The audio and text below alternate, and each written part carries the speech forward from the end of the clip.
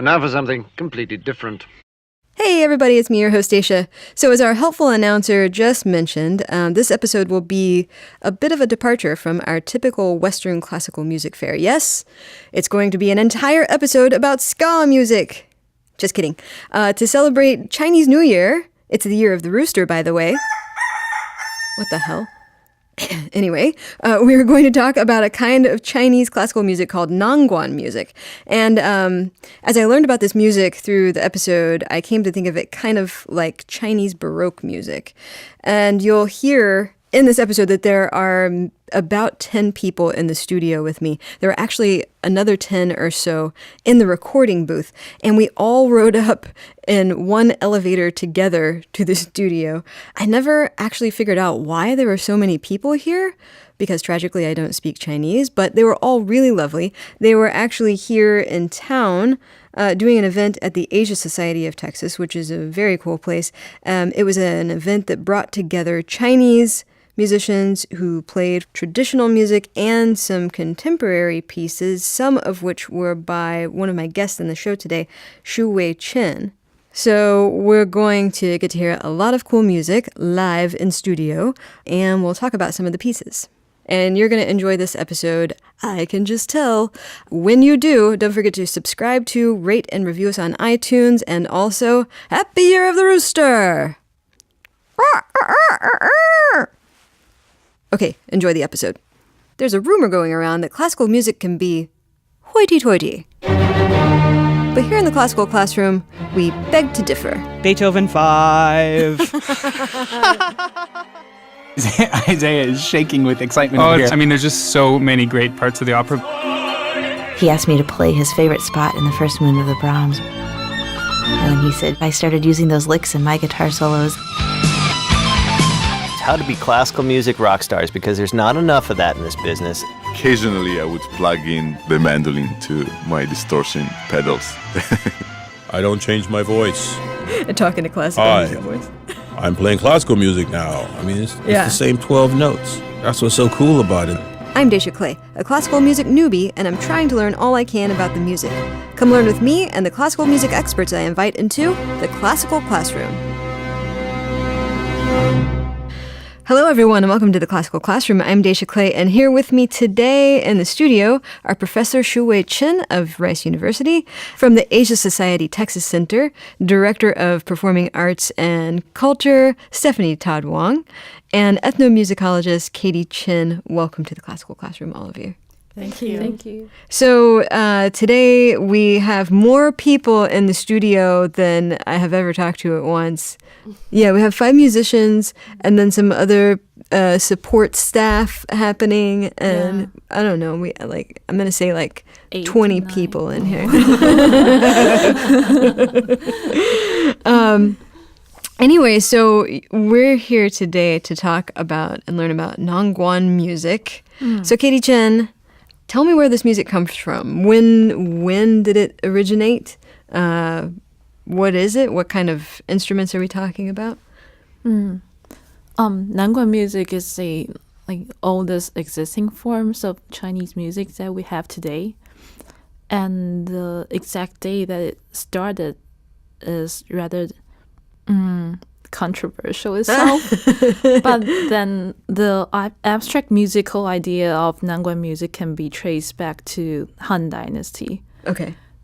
Also, then afterwards, the music form, the description of that music ensemble making form relates to Song and Tang Dynasty.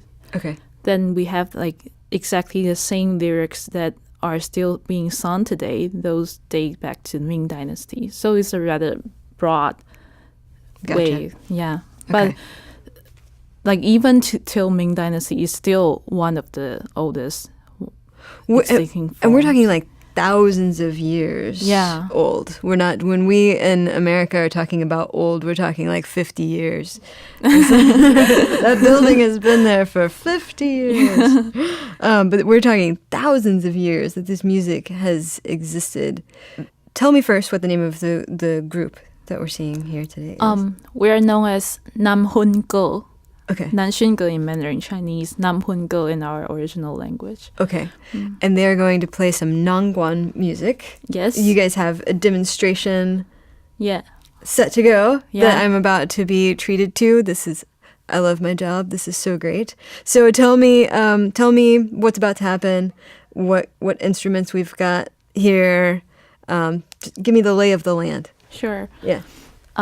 So we now have a full ensemble here with us, and the ensemble consists of 5 instruments. Okay. These instruments, there is an easily accessible way to learn about them. That's 1, 2, 3, 4, 5. And that corresponds to a numerical feature on the instrument, which we cannot see through the radio. That's fine. I'll just tell you about it as I go through. Okay. So 1 refers to a dongxiao, which is a vertical flute. Okay. So it's made of 1 bamboo stick. That's why we're calling it 1. Yeah. Second, the 2 refers to 二弦, the 2-string ball fiddle. Ah. So it's by the number of strings on it. Yeah. And I noticed the bow for this is very loose. Like the string is really the string. I don't know even what it's That's called. one of this distinctive feature of that instrument is that the player controls the timbre and the sound produced by her right hand as she puts her right hand on the loose ball. Okay. So that's like very flexible all the time. Okay. I see. And then 3 refers to another 3-string instrument, 三弦. So the 1 and 2, the dongxiao, the flute, and the 2-string ball fiddle produce ornamented melodies.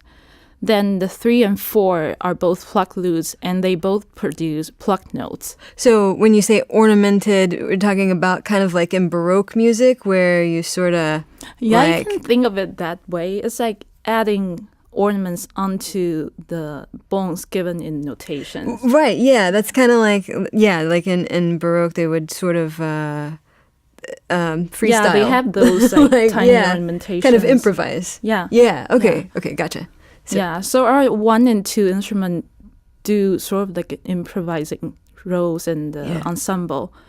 And the 3 and 4, they both play plucked notes. Okay. According to the notation. Yeah. So 3 is a 3-string plucked lute. 4 is another 4-string plucked lute. And they are an octave from each other. So the 3-string one is a lower one that supports the higher 4-string one. Okay, gotcha. So we've got 1, 2, 3, 4 now. Then 5 is a wooden clapper made of 5 pieces of wood. Yeah. And in the ensemble, it claps to punctuate the meter. It kind of looks like a fancy fan. A little bit. Yeah, it's cool. And as the clapper holds that wooden clapper, sometimes in vocal pieces, she will be the singer as well. Okay. In instrumental pieces, she just claps to punctuate meter. But in vocal pieces, she both sings and claps. Okay. Okay, I'm ready to hear some music. Yeah? Should we hear from each instrument a bit before we do that? I'd like that.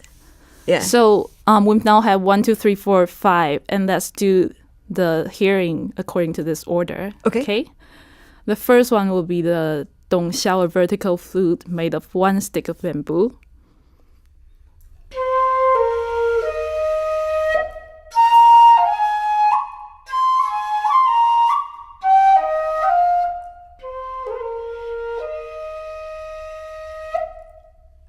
Okay.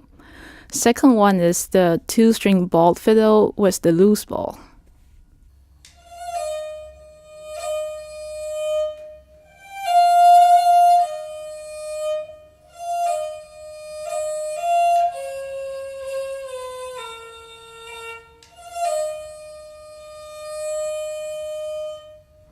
Okay.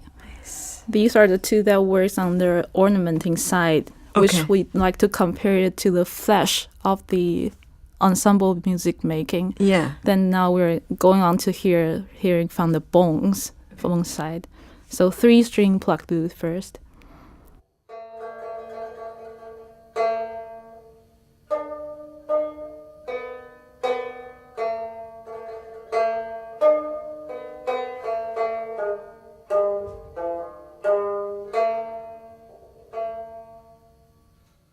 Yes, this is a lower 3-string plucked lute than the higher 4-string plucked lute.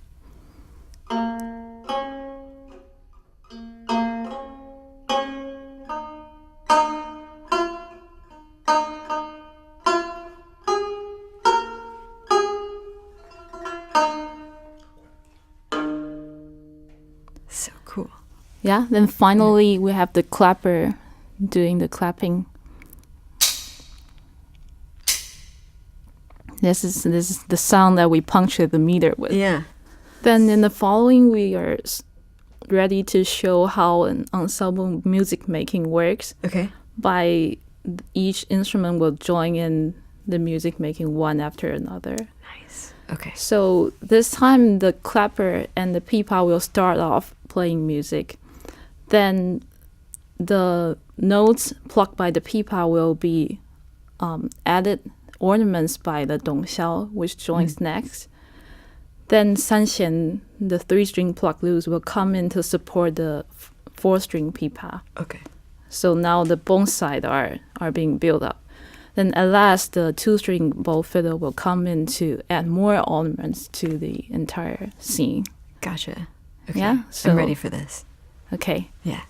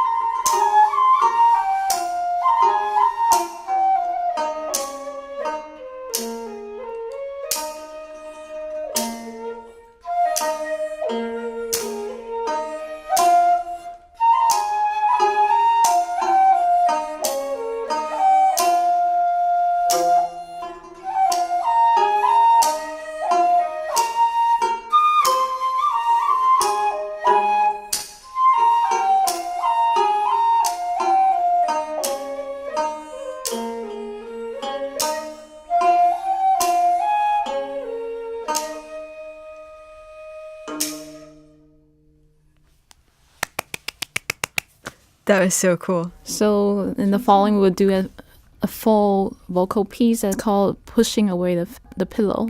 Pushing Away the Pillow. And the lyrics are very typical of our repertoire of a girlfriend or a wife missing a husband that's been away. Mm.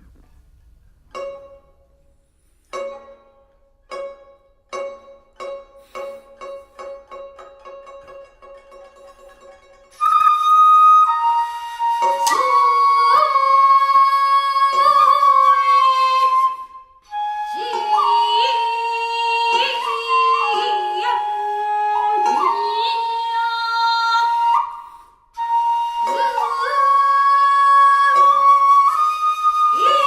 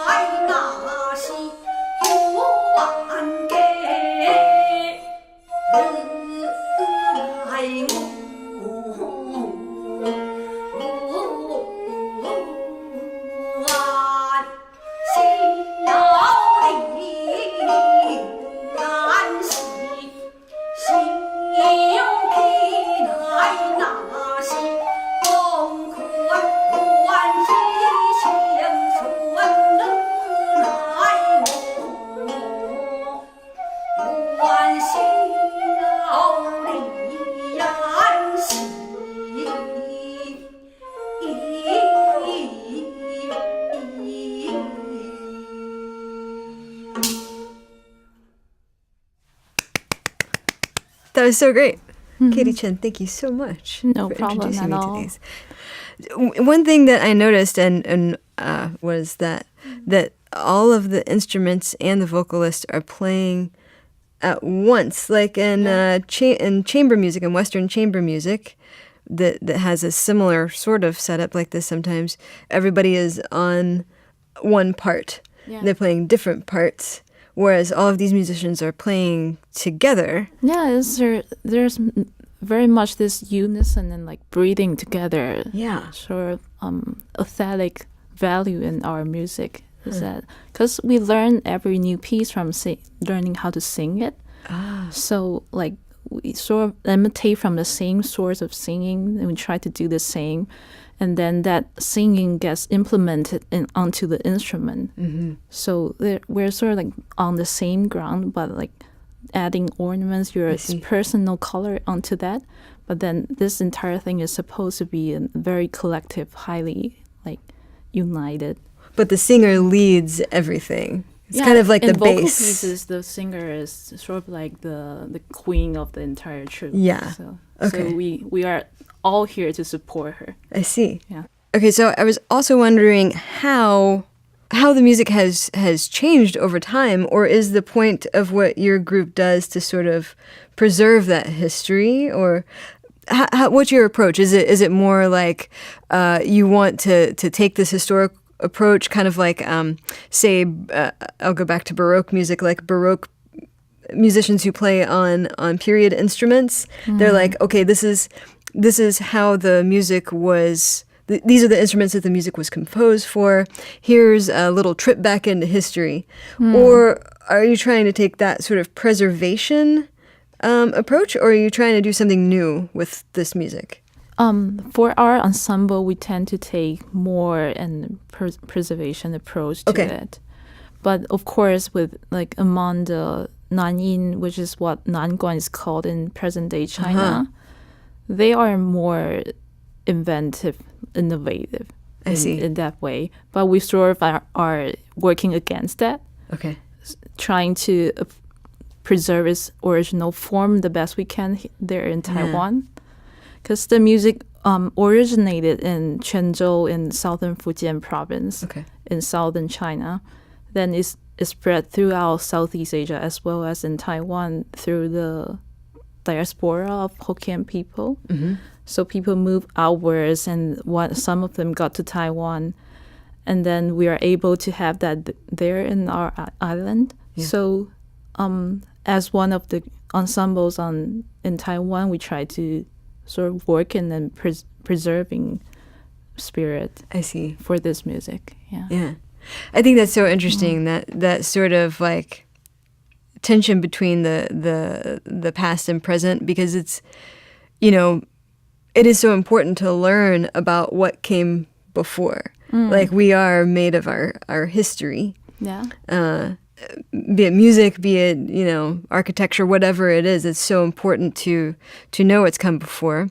But we live in the age of the internet, and arguably, all of these advances have brought us to a point where we in Houston can enjoy this music as well as, people who lived then. Shih-Hui Chen, let me ask you, how does the preservation of this kind of music tie into what you're doing? So Katie's position is very different from my position. She's preservation. And I like that part of the preservation because unlike I heard some part of China, they put some sort of pop elements in there, and it's like you don't even know what it is anymore. Right. So it's the the more she preserve well, the better is for me. Yeah. And my position is to take the really well-preserved material and extend it to the 21st century. So this semester, I offer a new course at the Shepherd School of Music in an attempt to connect a lot of things. So this is a cross-register from music school and JAL Center for Asia Studies. And so we have half of my classes non-musicians and the other half is musicians. And so that's nice to mix different people together. And it's also an attempt to connect the old traditional music with the 21st century's music, because I'm a composer, and I went back to Taiwan, studied Nanguan. I just fall in love with this music. And so, of course, I wrote music for it.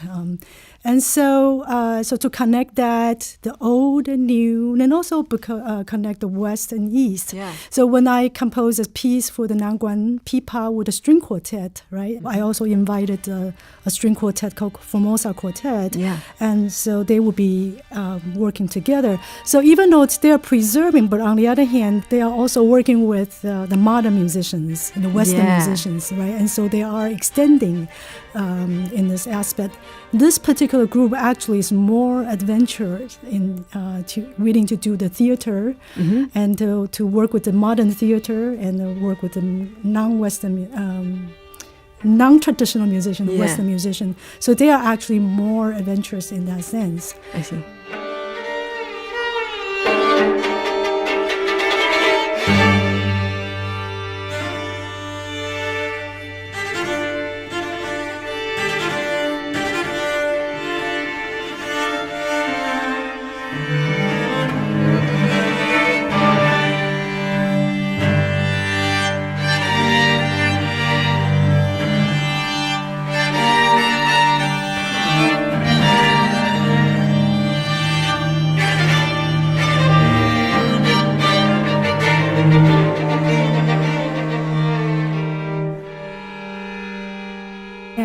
My idea is, this is 21st century. There's no reason we should just work on our own. We should to work together. It's so close. In the Facebook and internet is so easy for us to together. Very cool. I didn't even know you composed. That totally makes sense. No, you do. Well, I do you want me to compose for you? Well, yes, please.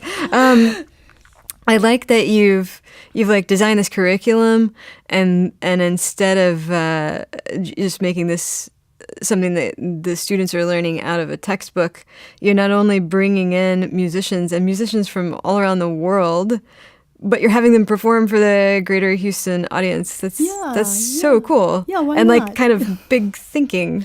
Well, well, she's amazing, right? Yeah, this is what I hear. Well, the highlight of this course, the perks of this course is for students to be able to listen to music live. Yeah. And so I put material online and YouTube and recording and also articles and to understand the social part as well. But the students, they told me by the time they got to see the real life, they say it's so different. What you cannot replace is this live interaction with the musicians. It all makes sense. And so for me, we're so, direct flight from Taiwan to Houston, direct flight from Beijing to Houston. We are amazing. Houston's an amazing city. Why not bring them here? And thanks to the Asia Society was able to host all these interesting. That's great. I love that, making intercultural connections as well. Teaching people who are coming here about our city and teaching our city about their music. Very, very cool. Katie Chen, Shih-Hui Chen, and Stephanie Todd Wong, thank you so much for being here today and introducing me to Nanguan music. This has been very cool. Thank you so much for having us. All right, everybody, that does it for this episode of Classical Classroom. For more Classroom, go to houstonpublicmedia.org/classroom. You'll find all of our social media links there. Follow them. Email me at dclay@houstonpublicmedia.org. Subscribe to, rate us, and review us on iTunes. Thanks today to audio producer Mark. I'm not Todd. DeClaudio for filling in while Todd does something terribly important. Thanks to editor Todd Holsander for his piercing Mark DeClaudio eyes. Thanks to everybody that I've introduced. There are literally a gazillion people, so I won't say their names again, but thank you all for making the trip out here. Really appreciate you being on the show. Thanks to me for saying words, but most of all, thanks to you for listening. We'll catch you next time. Happy Year of the Rooster!